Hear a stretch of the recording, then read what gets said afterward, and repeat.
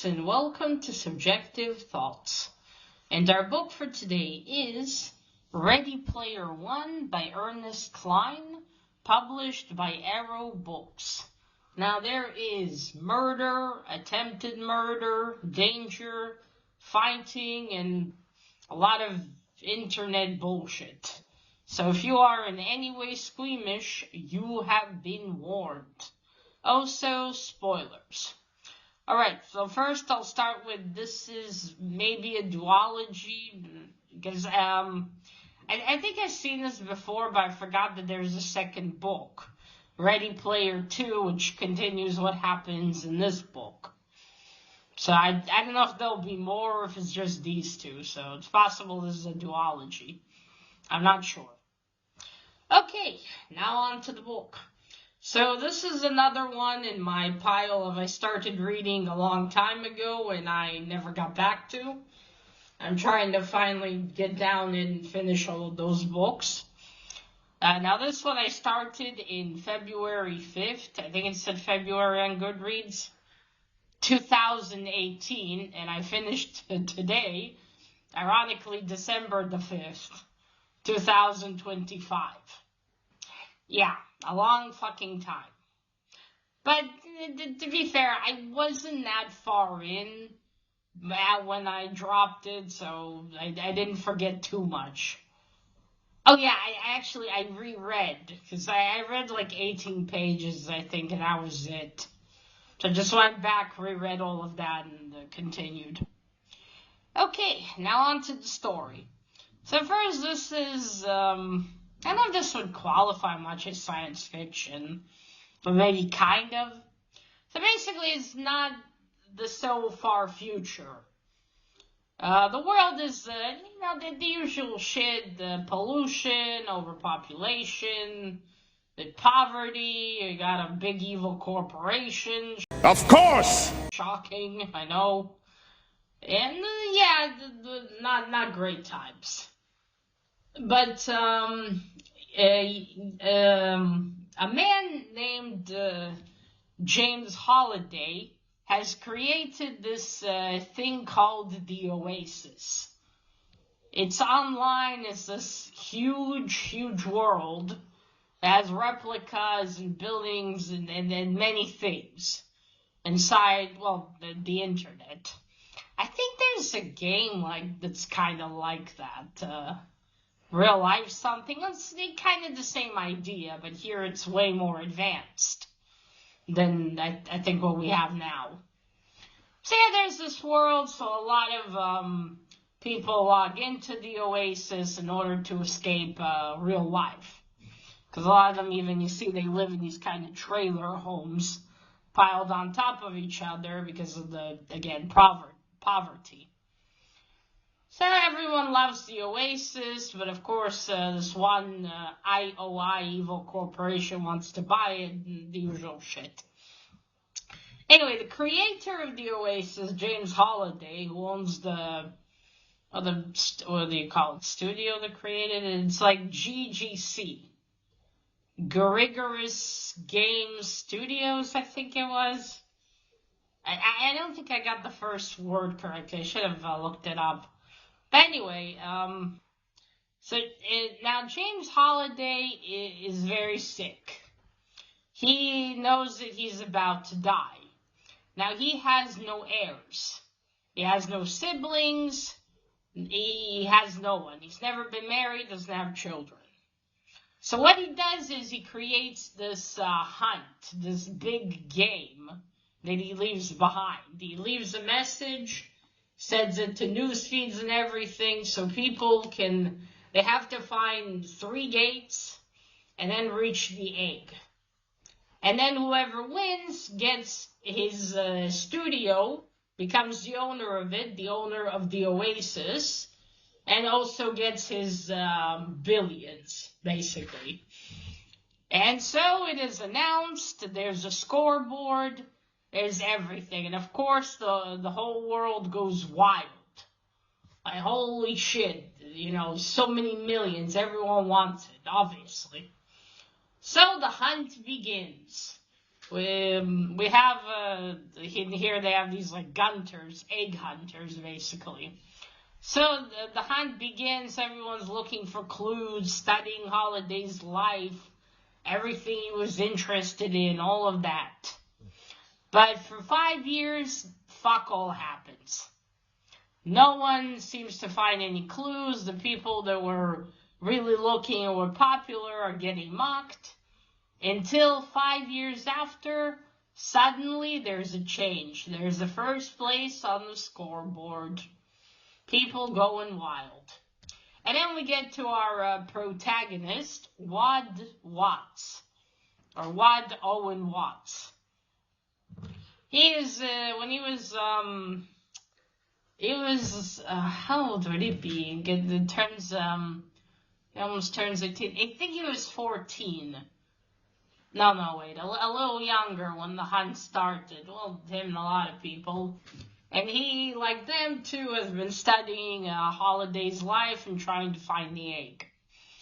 Now, Watt is not an outcast, but he's a nerd. He's overweight. He lives with his aunt in the trailer. Well, he escapes to the junkyard behind the trailers. His parents both died.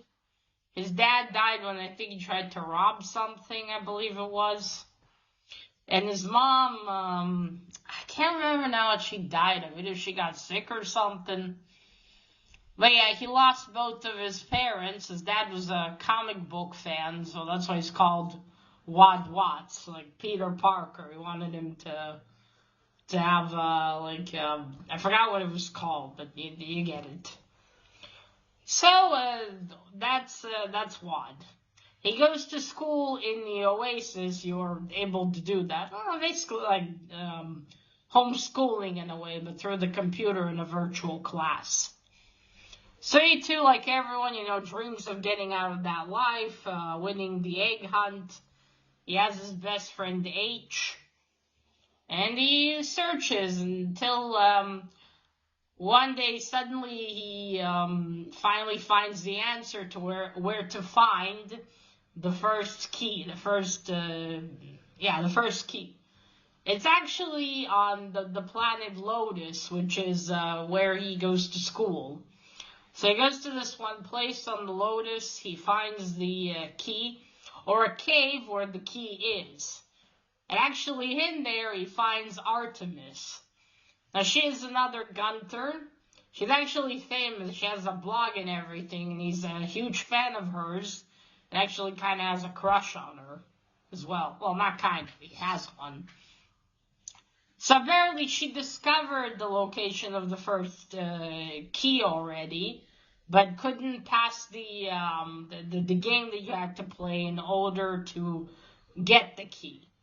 Now Wad manages this. He's called Parzival.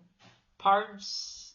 I think like from the story of Arthur, or the stone, the sword in the stone. But Parzival with a Z instead of a C. So anyway, they both chat. He's about to leave because he already obtained the key and doesn't want her to know. But then she looks at the scoreboard and she's like, asshole. Well, basically, before he leaves, he does give her a bit of a hint. Like, because you have to play a joystick game in order to get the key, and he gives her a hint about that. So anyway, then she's the next one to obtain the bronze key, and then after that, his friend H. And, because he did that, he's now, well, his avatar is famous. He gets all these endorsement deals because he cleared the first gate already, and now everyone has to look for the jade key. And then you got this corporation, the IOI. Now, they want to take over the Oasis. Of course! Again, shocking, right? A corporation is evil. So yeah, they want to take over the Oasis, because the Oasis, everyone can create a free account in the Oasis. You don't have to be rich to do that, you just register.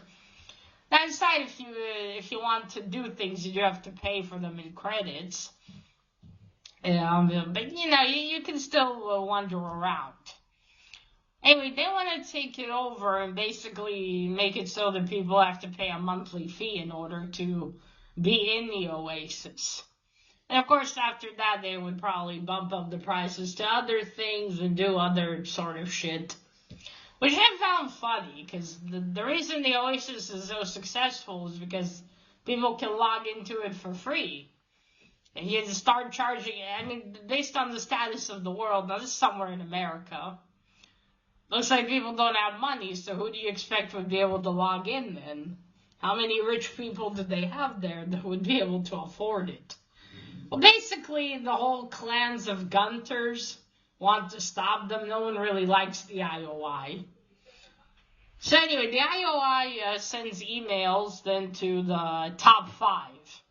So it's Wad here, Artemis, H, and then 2 brothers from, turns out, Japan, Dito and Shato. They also found the bronze key, which the IOI Corporation tries to blockade the entrance to get the key, but they fail. Anyway, they approach Wad. Their CEO wants to talk to him. Well, not CEO, but one of their employees. He's high up. Saranto, his name is. I'm not quite certain. Anyway, he talks to Wad, tells him, you'll join us, you'll work with us. And of course, Wad doesn't intend to do that. He just kind of, was in a sense a bit stupid accepting the invitation. But in the end, it turned out good that he did. So, then Wad, is fucking with them. He's like, well, if they fire you, I'll consider it. But then, of course, he refuses the offer anyway, even though the executives all agree to it. But then Saranto's like, listen, Wad, we have you on surveillance. If you don't agree to our terms, we're gonna blow you up, basically. Now, Wad thinks, they can't be serious, and he just logs off and leaves the meeting. And then, for a minute, nothing happens, so I thought, they were fucking with him. But then, the place where his trailer and other trailers were at, where he was registered to live, gets blown up. Now, no one's gonna think anything because there are meth labs, as Saranto tells them, so they'll just assume it's that. Like I mentioned before, Wad hides in the junkyard. He has this place he made inside of a car. So they were spying on his residence, but they didn't see him.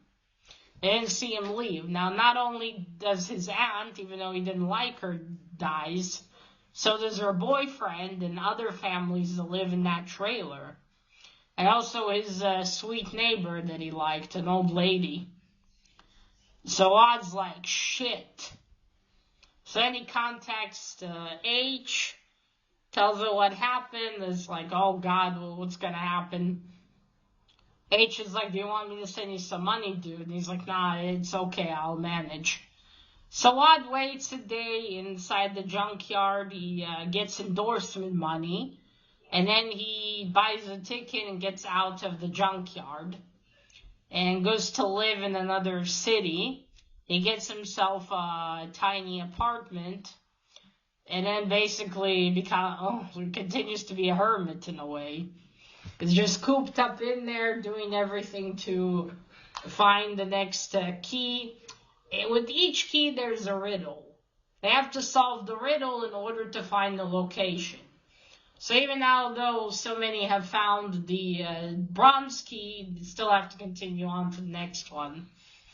So he's there, he tries to work in between he hangs out with H, Artemis, him, and the other 4 that are the top 5ers. They meet, they have this sort of discussion, then they kind of part ways. Because, Wad's thinking, maybe they can kind of, not be a team, but sort of maybe keep in touch or something. And then he and Artemis begin hanging out, and he falls more and more in love with her. They shit talk each other. But as it more continue and he's in love, he wants to tell her that. And then one night they get invited to the party that Ogden Mars, or Ogden, he was basically James Holliday's best friend, his oldest friend. And he's, the other, I think, part of the company. And, once a year he sort of gives an interview and actually makes fun of the interviewer. Says, hey, buddy, that IOI has their serial number tattooed on your ass? I love that dude. Anyway, he throws his party in his own personal club. Artemis and Wad go there. They dance. I actually see the clip from the movie scene because, of course, as you can see, there's a movie based off of this. And actually, what looks in the movie actually looks better than what was described in the book. But anyway, they dance, they're having fun, and then Wad slips out that he loves her, and Artemis gets drawn back. She doesn't want them, because again, it makes sense, they are both rivals to get to the egg. But then, as looks like something's gonna go bad, IOI bursts into the club, and they start attacking. They want to kill Parzival and Artemis. Obviously, they're their biggest threats. Now, they don't succeed. This is Ogden's club, and he gets really peeved. And he has massive control in the Oasis, because he and Holiday are, were its main creators, so they're both, their characters are both immortal in there. So he makes sure all the IOI dudes fuck off. But Artemis leaves, and then Wad kind of sets into depression a bit. And, then more months pass. He goes into this routine of trying to find the Jed key. He starts exercising inside his tiny apartment because he was sitting, getting into depression, and he started eating more and got fatter and couldn't fit into his empty chair. Okay, so the way here they have these special suits and gloves and vasers to use, and they can also have chairs. So Wad became too fat for his. So he did this whole, he has to do exercise before he's allowed to log into the Oasis. And so he continues to do it like that. Then he goes into a thing there, some kind of club to look for more clues about the Jed key, and ends up playing Pac-Man and winning an artifact. In the Oasis, there are artifacts that give you all sorts of powers and abilities. And there are no PvP zones, so no zones where you can fight in. And then there are zones where magic and technology powers work together. All things like that. So he gets this weird coin and he can't examine it. He puts it in his inventory and forgets about it. Then we move on to Artemis actually goes above him in the scoreboard. She has found the Jed key. Wad curses himself for not, searching more and just sitting in this depression. He and H haven't talked in a while as well, because he, before that, spent almost all of his time with Artemis. So he goes back to seriously being in this, and he begins searching more to find the location of the Jed key. Meanwhile, IOI murders Dito. They murder him because his character just disappeared. So not because the Avatar was killed, he in real life was killed. Now Shato didn't even know his name, and they weren't actually brothers. They met in the Oasis and became really, really close friends. and then basically shown themselves as brothers in the Oasis. So he gets murdered. I think while they're on the hunt for the Jet Key, Chateau gives Wad this capsule artifact that it says Dito would have wanted you to have this. So that's it. They move on. He gets the Jet Key, but then things aren't looking up too much. So Wad makes this crazy plan that in order to get to the he gets to the Jet Key. He finds it, and he also finds a riddle that goes with it that's more correct than what the IOI guys have done. But then there's a problem. When he goes to the final place where the third key should be, the IOI assholes barricaded it. They have this artifact, this impenetrable globe. It doesn't allow anyone in, and so now only they have the ability to open the door. To open the gate, to get the crystal... to get the last gate. Get the crystal key. He gets the Jet Key, then he goes and now has the crystal key. So now that there's this massive problem. And then Wad suddenly has a plan. So he messages Artemis, Chateau, and H, tells them how to obtain the crystal key, and then he begins his plan. So what he does is, I forgot to mention this, after he left the junkyard, he changed his identity, so IOI couldn't find him. So what he's done after that is, so for his plan to work, he needed to infiltrate IOI. And the way he did this is they have indebtors. Basically, people who owe a debt to IOI. They actually go and they get captured. Yeah, the IOI actually sends cops there. They grab these poor bastards out of wherever they live and basically make them into slaves. So he makes it so that he has a bad balance. He gets taken from his apartment. He makes sure to destroy his Oasis console or whatever it is, like his computer. And I forgot to mention as well, the year is 2044, I think. Right? That was the year? Yeah, 2045, sorry. So he gets taken in. He's there for about 8 days while he executes his plan. He gets the access. The way he does this is he bought, months prior to that, he bought these codes off the black market internet in a way from someone who programmed for IOI. And they do end up working, so he uses them to get in, change things around, and downloads all this information from IOI about all their schemes, what they have on holiday, because they have a whole fucking division just to get the key.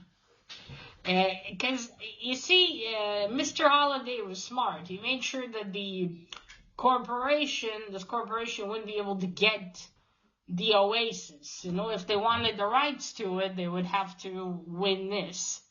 Because with winning the key, winning the contest, they would own the Oasis and no one could do anything. So Watt gets all the information he needs, but he has to make an earlier escape because, because he finds, as he's downloading information, he finds out that IOI has files on all of them. The one on Dito's, of course, has a big red X on it. So H is mobile. He constantly drives. So they have no information about him. But they are spying on Artemis, real name Samantha, and on Chateau. I forgot his real name. So they gotta do something. He quickly sends a message out to Artemis and Chateau, tells them to get the hell out of there. not take anything, just get up and leave their houses and hide somewhere. Because he sees that there's a plan by Sorrento to get in and kidnap them both. So they really need to get the fuck out of there immediately. After that, he gets out, he grabs his flash drive, he ordered an outfit of a technician. He puts it on his little, I love how he calls it a plastic coffin. That's the bed that the slaves sleep in. He gets out of the plastic coffin, it's really early in the morning, goes down. Now, I love it, they basically brand you kind of like a cow. They put a cuff on your ankle in order to keep track on you, and if you try to run, it tasers you and can also inject you with something that will paralyze you, I think. And then they have a tag on your ear. So he makes those fall off of him, puts a bandage on his ear, and uses the anklet to make it look like he has permission to walk around. He manages to leave the building, although he's very nervous. Then he gets a cab, drives to buy new clothes, and then drives into this, I guess you can call it an internet cafe. Now, a lot of internet is being provided by IOI, so we have to find a place where they're not providing the internet. Because when he lived in that little apartment, because he was so paranoid, he made sure to just be connected to an Oasis fiber or something like that. Which really did save his ass. Because if he hadn't done that, he would have been in trouble. So, he does that.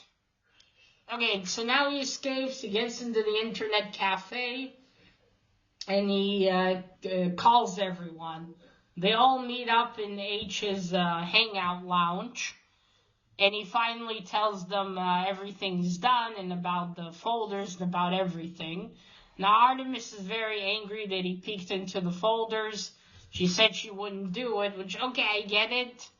But in a time like this, where you know that the corporation's planning to kill you, I mean, they already know who you are. This whole thing of privacy is not going to help anyone much. You feel me? Chateau also tells her that. So that's it. They've now they all know. Now they have a problem. Now he has Wad has done something that will allow him to break into the gate, but the problem is how they're going to do that. He's in this internet cafe, Artemis is in an airport somewhere, and Chateau is in a manga cafe in Japan. They don't have access to, consoles and gloves and suits and shit, so what are they going to do? And then a voice says, I think I can help you there. And it's Ogden, Mr. Holliday's best friend. A couple of months before, he and H stopped talking, they were in their hangout lounge, and some books fell from the shelf. It was because Ogden was there. He was watching them all this time. Because he made a promise to James Holiday that he would make sure that the game was fair. That something like the IOI Corporation wouldn't, fuck it all up. So that's what he does. He watches and he offers them help. Now, not help to get the egg, but to give them the ability to do so. So he charts 3 planes. One for Chateau in Japan, one for Artemis in Canada, and one that would take H and Wad. So H is gonna come pick him up in his RV. So Wad finally falls asleep. You can understand, stressful day. And also he barely slept the 8 days he was there because he was hacking and everything. So H finally arrives, he goes into his RV, and then there's a massive surprise, and H warns him. H is not a dude, he's a woman. Basically about Wad's age. Wad is 18, basically. So H is a few years older than him, and for a few months older. Her real name is Helen, or Helena? No, Helen it was. And so she, for some reason, okay, so her mom was put on a profile of a white dude because she said it helps better with business. And so that's the same thing H has done. She also had that profile and actually went to school with that fake profile. And I'm not sure. Anyway, that's what she's done. And so that's how things went for her. But then her mother found out that she was a lesbian, and she threw her out of the house. I mean, if you think of the current problems they're having in that time period, is this really that big of a deal? Unless she was hoping for grandchildren. I don't know. And I don't know, it seems to me like in that time period, this wouldn't be such an even big deal. Anyway, H has apparently had a girlfriend that she's been dating in, I guess, the Oasis. Exclusively, really, because I don't know if she ever met her in real life. So, yeah, anyway, of course, Wad is surprised, to say the least. But, it's still H. It's still his best friend, even though now he knows she's a black lady. But it doesn't, change that much. They're still the same friends they were. Just now he knows she's a woman. And that's it. It kind of, okay, and then they, go back into their usual banter and everything. So they drive to that airport. The RV gets put in there on the private airport, hangar. Although H is nervous to leave it, but they get on the plane. That's actually when she tells him everything. Then they get to Ogden's home. It's a really beautiful place. Ogden's wife is buried there. Her name was Kira. So they go in. They meet. Not exactly. They don't meet the other two. They've arrived earlier and they're already in. They're already in these special rooms that have suits and everything. Now, they arrived earlier than those two because they were already on their way to the airport. H and Wad had to drive a few hours. So they get ready. They all go in order to execute the plan. So they suit up. They get inside. And then they use... Wad goes to his stronghold in the Oasis and picks up... a robot that he has gotten after clearing the second gate. So they go in. Now, Wad sent out a message to everyone so they would help him fight against the IOI by, even after they would clear this force field, there would still be fighting everyone there. And it works. All of the Gunter clans are there. It's, there's so many fucking people there, all ready to fight. So it begins. He flies towards his friends. They're standing there right in front of the place that the final gate is in is Castle Anorak. Now, Arnok. That was Holiday's avatar's name. So they're there. They're ready, and he says, just give it time. When noon arrives, but then Saranto has a nasty surprise for them. He also picked up a robot, and it's this Mega Godzilla. And it's bigger than the robots they have. It looks like he's going to start attacking. But then, once noon hits, Wad's plan goes to work. So what he did was he programmed one of the robots that's inside with the IOI's equipment inside the castle. castle grounds, I mean. And he made sure that it would go and basically throw a bomb at them. Because inside this place is the man that's holding the artifact that makes this force field. So before anyone can do anything, it explodes, force field's off, and then the fight breaks. So they all start fighting, but the Mega Godzilla thing is way too powerful in the end. I can't really seem to, there's no way to defeat it. So then Wad's like, okay, you guys go.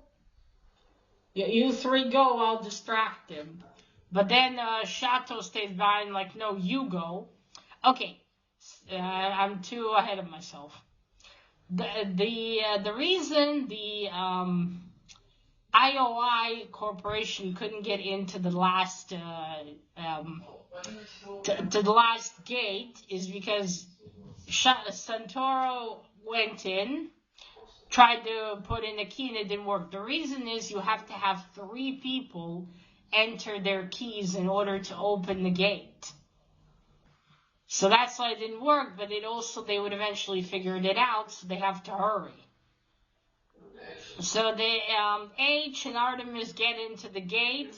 Watt kind of stays behind. Looks like Shato's gonna... And Shadow doesn't make it. Saranto kills his avatar. And Wad's like, no, and it looks like Saranto's gonna get him. But then Wad uses an artifact he got, the beta capsule, and turns him into some kind of big robot. He's almost as big as the Megazilla. And he manages to destroy it, and then he kills Saranto's avatar. And then finally he flies in, and Artemis is like, angry, you selfish fool.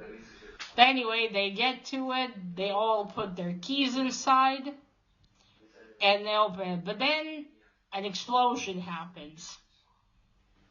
And Wad's like, ah, shit, they all died. Like, what's going on? But then, suddenly, instead of seeing game over, Wad gets an extra life. So what happened is there's this other artifact called the Catalyst that went on sale a few months earlier. Or a few years earlier. Yeah, a few years. The IOI Corporation bought it and saved it for a rainy day, basically. So what it does is it kills every avatar and destroys everything in its vicinity. And it has a massive range. So they saw that they weren't getting in, so the IOI uses beta caps, these catalysts, but they also kept some of their IOI employees that have access to the crystal key. They kept them away, far, far away, so they could get in. And it's like, oh shit.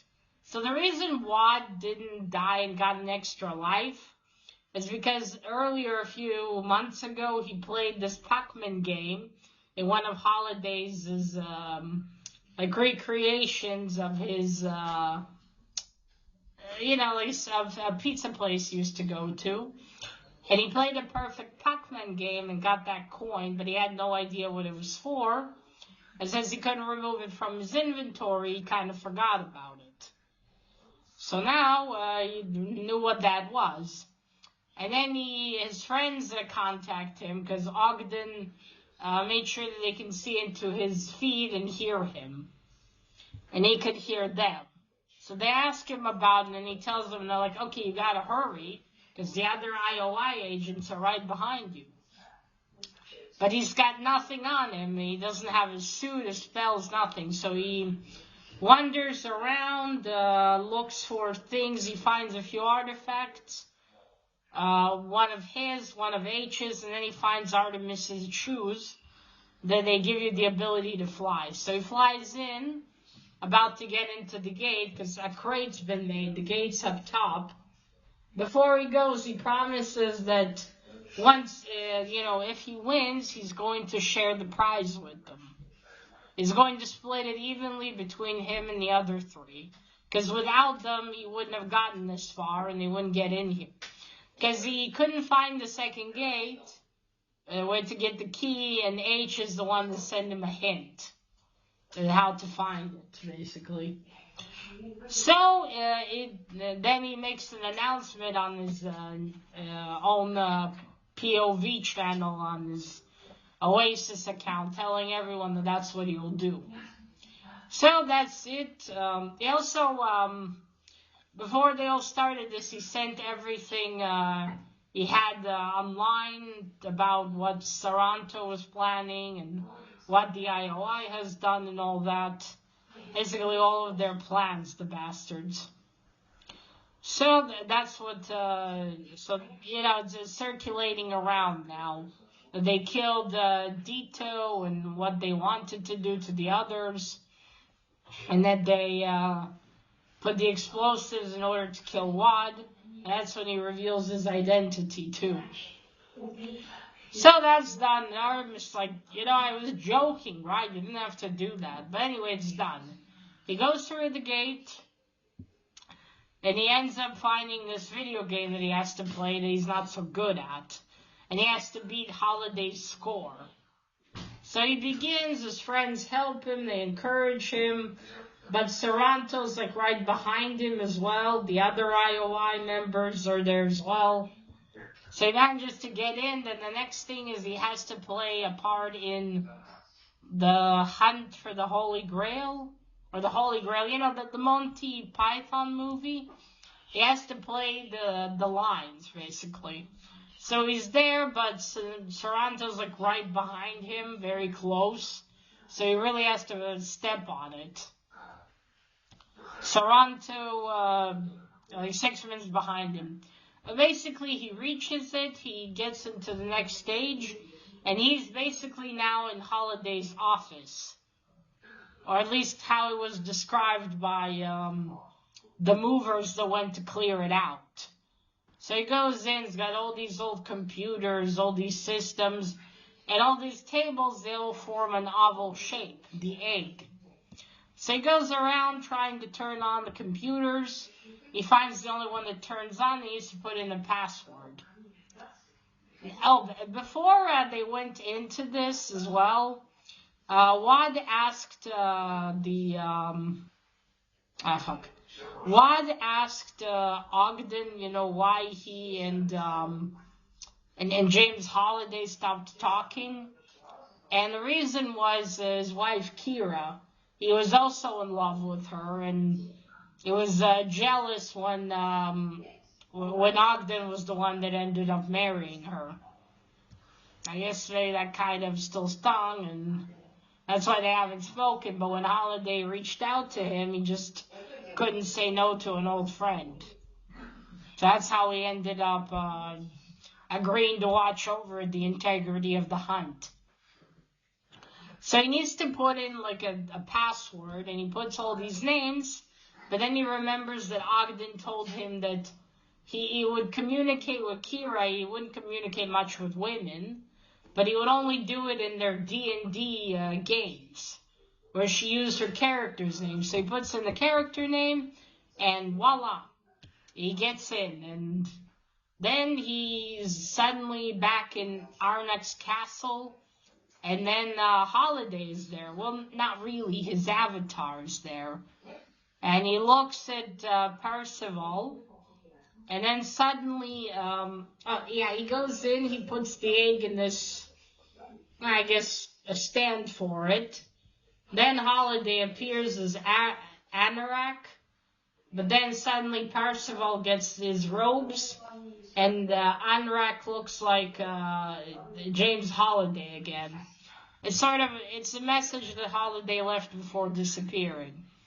So then Holiday shows him that there's this big red button that if he wishes, he can basically destroy the Oasis.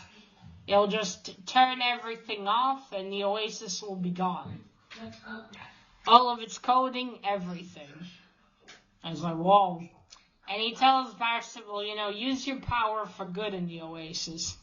Now Percival's avatar is immortal and he has every power imaginable in the Oasis. If he wants something, he just needs to wish for it. And then another thing that Holiday tells him before, now all this, they're getting feed about all of this, because that's how Holiday decided the third stage would be. And one last thing Holiday tells him is, don't spend your whole life in the Oasis like I did. Go out. Don't just sit in here. As hard as reality is, it's better than being stuck in here. Wait, let me actually, if I can read you the line. 1 second, because it's like right there in the end. Let me see if I can find it. There it is. Okay, let me look here. There we go. Here, I need to tell you one last thing before I go. I created the Oasis because I never felt at home in the real world. I didn't know how to connect with people there.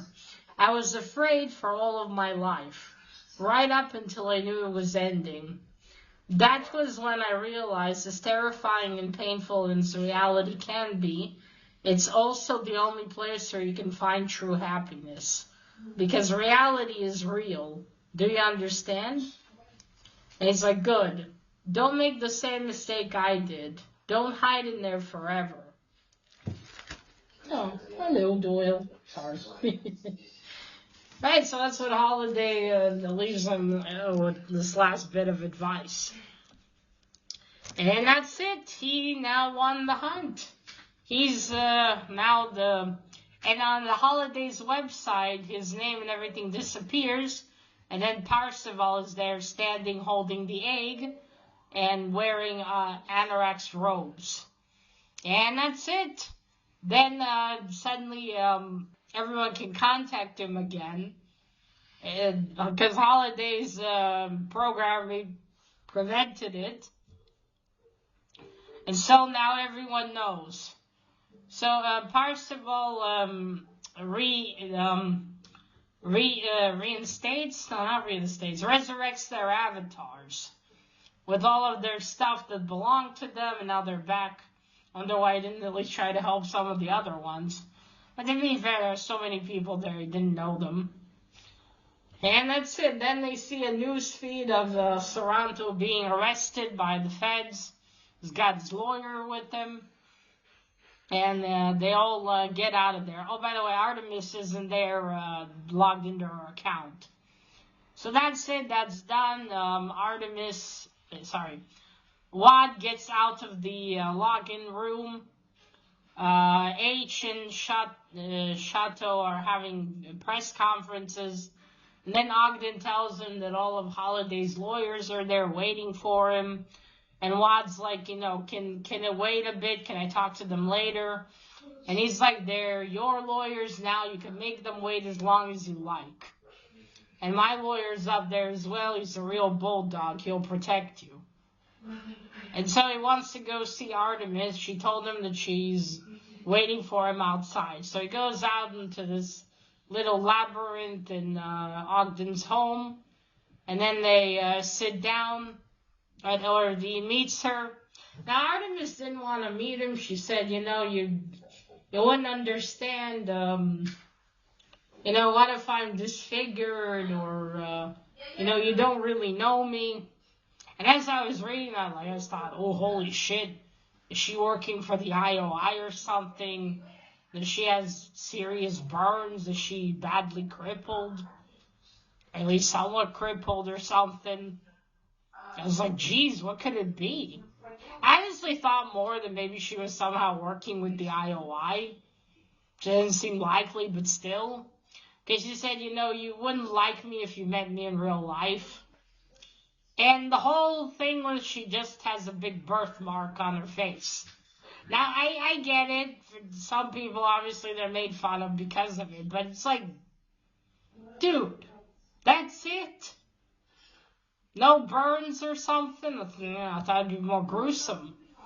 But it's just like that was it. I mean, yeah, I'm sure it hasn't made her life easy, but still. That's your biggest concern there? Because her avatar looks a lot like her anyway. Minus the birthmark, of course. But it's just like, that was the big deal. And the way she worded it sounded like it was much more serious than that. Again, I get it. That's probably something that made her life somewhat not pleasant, maybe. She was bullied in school. Although, if she went to school in the Oasis, I don't see what the problem is. But anyway, yeah, he tells her again that he loves her, she loves him, and he tells her, we can take it slow, we have all this time, and he's like, I'm rich, but so are you, so. And it looks like, now Toronto is going to get away with this with a slap on the wrist. They had to talk about that before he leaves.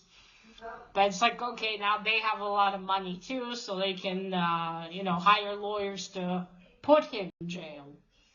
I don't know if that's going to do much good. They need to get rid of the whole IOI thing for things to improve. I mean, for fuck's sakes, they have slaves. That's gotta be illegal.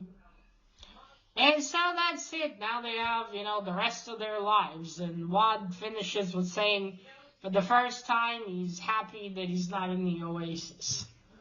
But he doesn't feel the need to log into the Oasis. And that's it. That's where the book ends. Okay, so first cover, this unfortunately is the movie cover, and I fucking hate those. But this was the copy I have. I wonder how much of the story they actually preserved.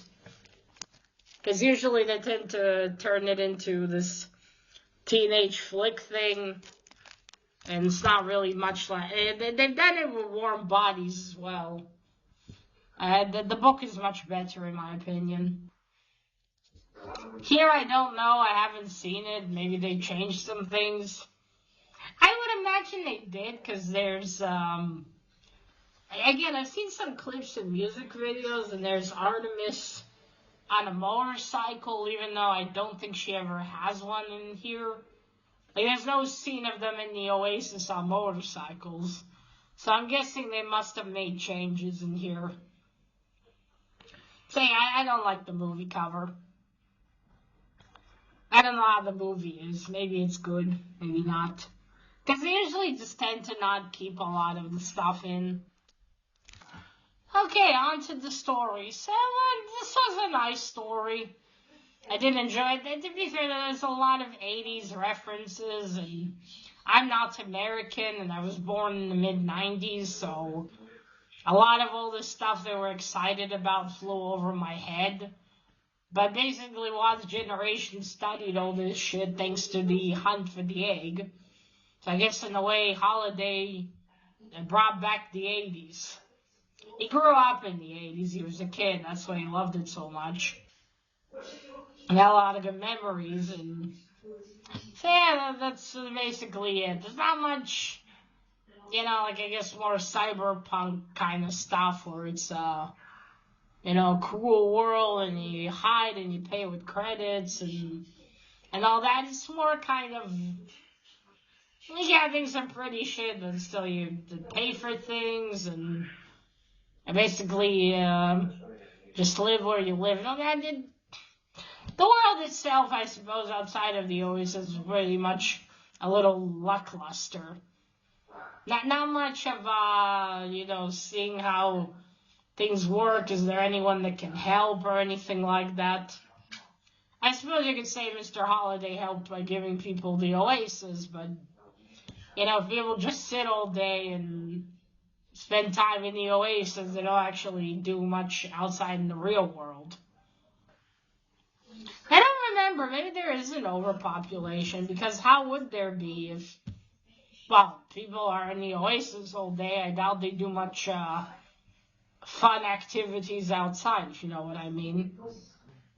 So, I don't know. I found Wad's life to be pretty sad, in a way. I mean, him hunting for the egg is quite cool, but other than that, he didn't have much of a life. And as someone who goes outside on occasion. I don't think I'd want to spend all my day on the computer. I mean, I, in a sense, do, but, I'd like to move away from and do other things, not just sit in the, even though you think as a cripple, the Oasis would be cool for me, because you can go in and meet all these people, which is actually what, online communities do for you. But it's also good to put this stuff down and, as they say, go touch some grass, breathe some fresh air, do some things like that. But again, overall, it was a fun story to read.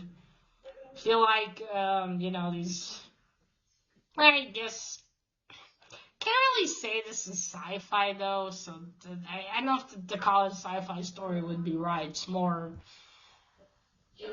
maybe sci-fi light. Kind of, not really. It's got all your usual evil corporation and all that, and surprised no one's trying to even fight it. But again, there's barely much people out there. It's not really explained what caused the, things to decay so much. It's never really addressed. Now, Artemis wanted to win the money to, help everyone, and I just wonder realistically how she would achieve this. She planning to just build free houses for people? Because, that's noble and all, but you also, build like places of work, give people jobs again, have them be able to afford a place to live, to go and do things like that. There's no real indication of what's the state of all that, so, well, to be fair, Artemis is, also, I think she's in her early 20s. I can't remember now. She's not that much older than Wad. And, Wad just wanted to build a rocket full of video games and all that and get the hell away from Earth. I guess now he changed his mind. He might want to do something different. Well, again, it's... also, the corporation's interesting, because, again, if they took over the Oasis, who would be able to pay for it then? They would just ruin it. They would make sure you had to pay for everything.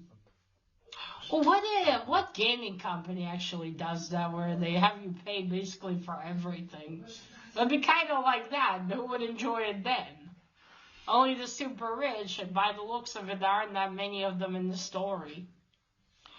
Although, again, to be fair, most of this focus is inside of the Oasis and the egg hunt, so there's not much about the world outside, really. But who knows, maybe the second book has something about the world outside. Perhaps.